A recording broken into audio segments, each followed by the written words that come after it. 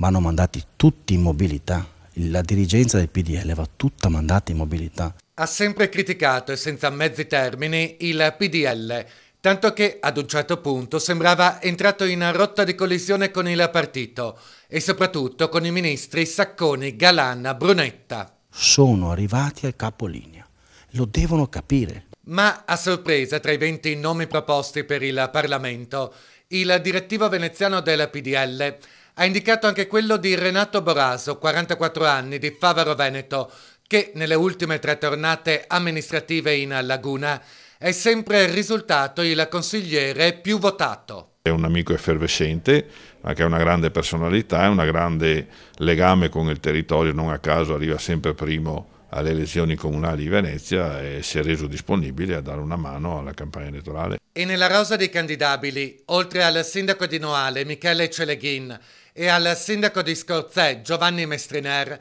figura anche il coordinatore provinciale Mario Dalla Torre. La nostra battaglia è che su Venezia, sul Veneto, non ci siano paracadutati da fuori regione e ci sia un forte rinnovamento. Sul punto, l'assemblea è stata categorica.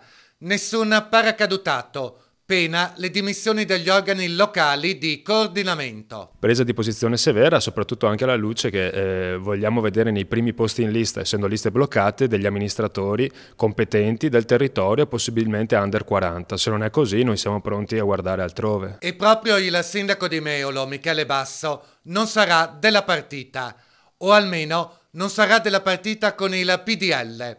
Alcune voci danno per certa la sua candidatura con la squadra di Giampiero Samorì, il leader del MIR, i moderati italiani in rivoluzione, che ha dato vita ad una lista collegata al centrodestra. Ci sono varie ipotesi, se sarà per il bene del centrodestra si potrà fare, si potrà valutare.